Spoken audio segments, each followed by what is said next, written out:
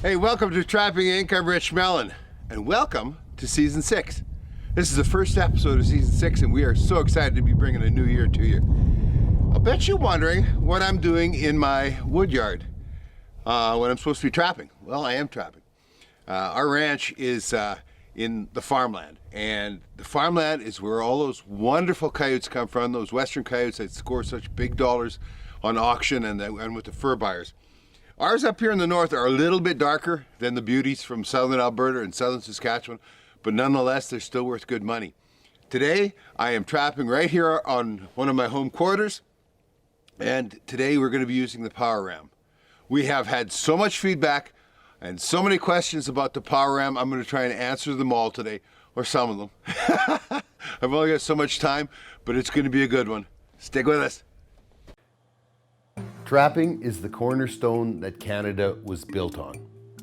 Brave and sometimes crazy men and women, fueled by the lucrative fur trade, explored and mapped our great nation.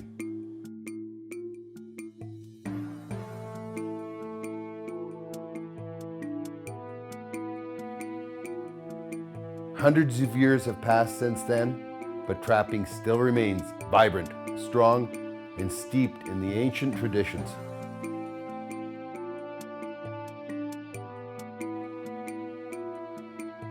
The fur bearers still follow the old paths and live as dictated by thousands of years of instinct.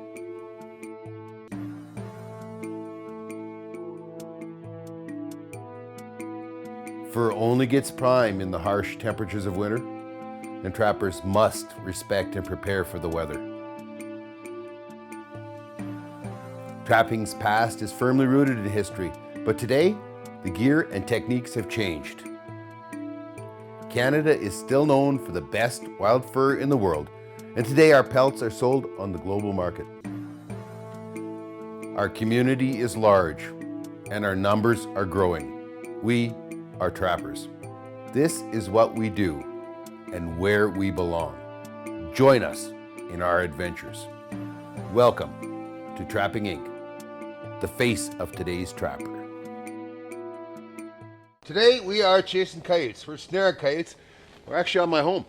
And you'll probably hear some background traffic in that because the highway is just a couple hundred yards away. And I got a bait pile here. I put out the trimmings and the cuttings and that from Sandy's moose last night. Set up some snares where I thought they might go. And I got this one. Now unfortunately, he's got what we call dog louse or shoulder mite. And I'll show you this up close. Yeah, lots of ravens. That's what brings all the coyotes is the birds. I'll show you this up close once I get it out of the snare here.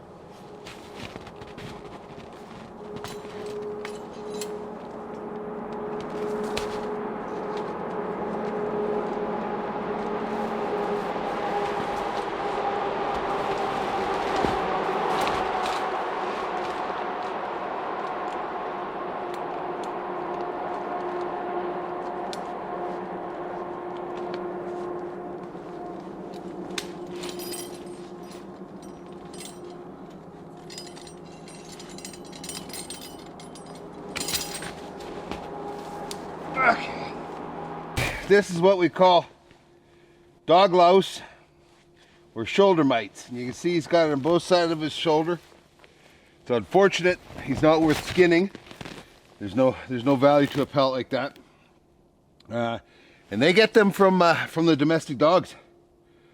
But let's get this snare set back up and we'll get it on a new trail. Okay, let's do some power ram myth busting here.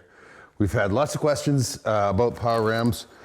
They probably elicit more fear than any other thing we use as a trapper. Some of it is, well-deserved. Some of it is just old wives' tales.